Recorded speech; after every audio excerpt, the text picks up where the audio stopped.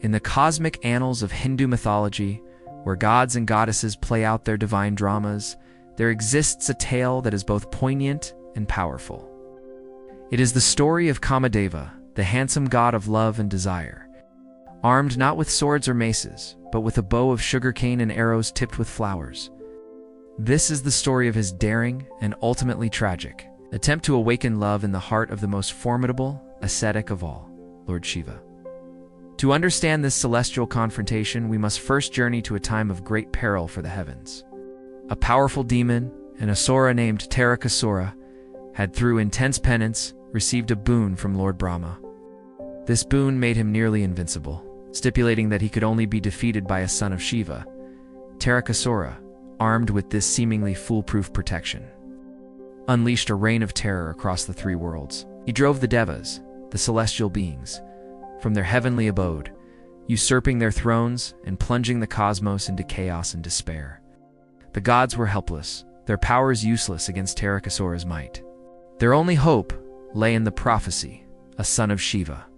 But there was a monumental problem. Shiva, the great Mahadeva, was lost in a deep, profound meditation.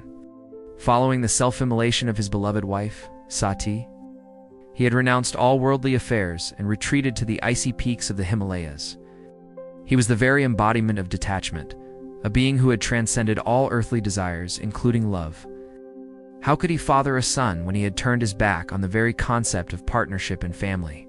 The desperate devas, led by Indra, held a council.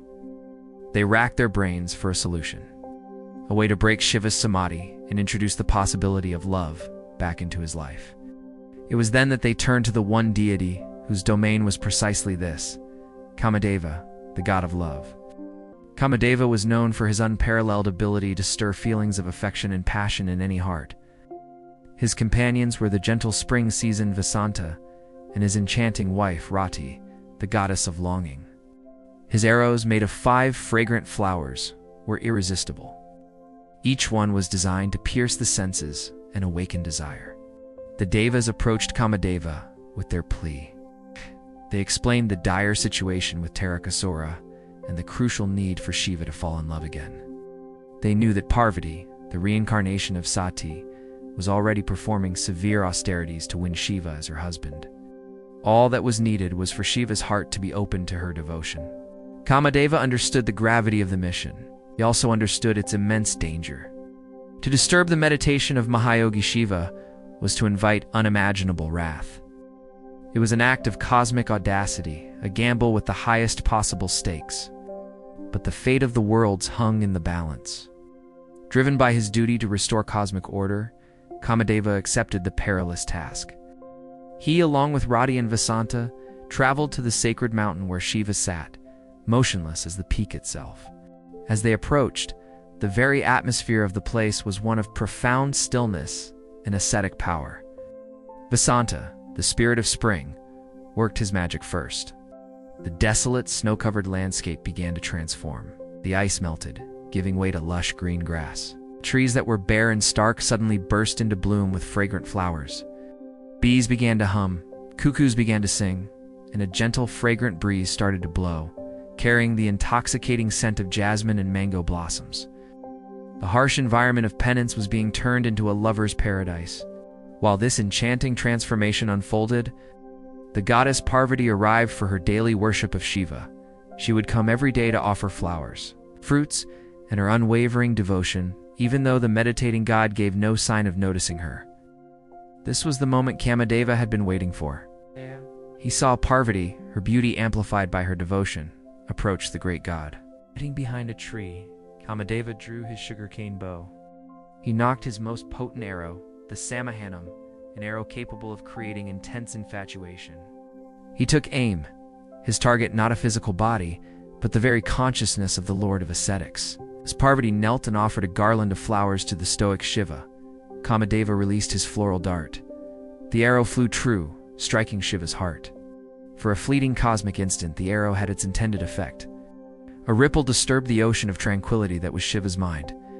His deep meditation was broken. Slowly opened his eyes, and the first thing he saw was the beautiful and devout Parvati before him.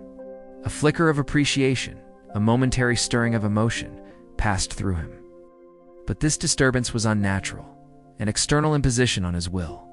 Shiva, the master of all senses, immediately knew that this was not his own feeling. It was an artifice, a trick played upon his senses. His gaze swept the area, searching for the source of this cosmic interference. His eyes, which moments before had held a hint of softness, now blazed with a fearsome intensity. His focus landed on the spot where Kamadeva was hiding. And then, the unthinkable happened.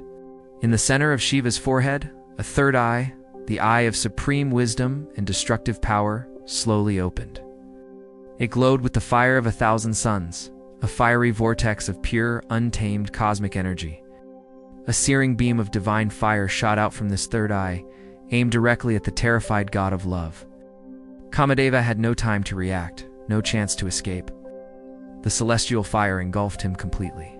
In a horrifying instant, the handsome, vibrant god of love, the bringer of passion and desire, was incinerated.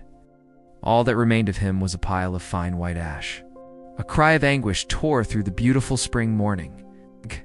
It was Radhi, Kamadeva's wife, who had witnessed the horrifying demise of her husband. She fell to the ground, her grief inconsolable. The other devas, who had been watching from a distance, were frozen in shock and terror.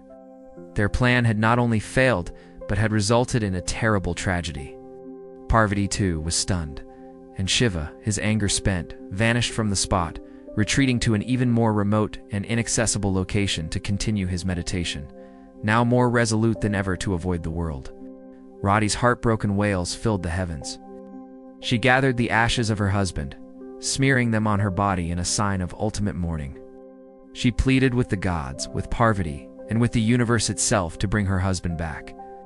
Her sorrow was so profound that it moved the hearts of the devas. They, along with a grief-stricken Radhi, approached Shiva and pleaded for mercy. They explained the desperate circumstances that led them to employ Kamadeva, detailing the tyranny of Tarakasura and the prophecy of Shiva's son. Shiva, having calmed from his initial rage, listened. He was moved by Radhi's genuine love and boundless grief. He understood the intentions behind the act, even if the method was flawed. He then made a proclamation. Kamadeva would be brought back to life, but not in his physical form. From that day forward, Kamadeva would be Ananga, meaning the one without a body. He would exist as a universal force, as the very essence of love and desire, present in the minds and hearts of all living beings.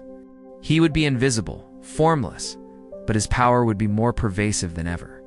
Shiva also promised Rati that Kamadeva would regain his physical body when Shiva himself finally married Parvati. This tale, the burning of Kama, is a profound lesson in Hindu philosophy. It highlights the immense power of asceticism and the dangers of disturbing such profound states of consciousness. It also beautifully illustrates that love is not something to be forced with floral arrows or external tricks. Divine love, like that between Shiva and Parvati, blossoms from sincere devotion, patience, and mutual respect, not from a contrived seduction. Kamadeva's sacrifice, though tragic, was not in vain.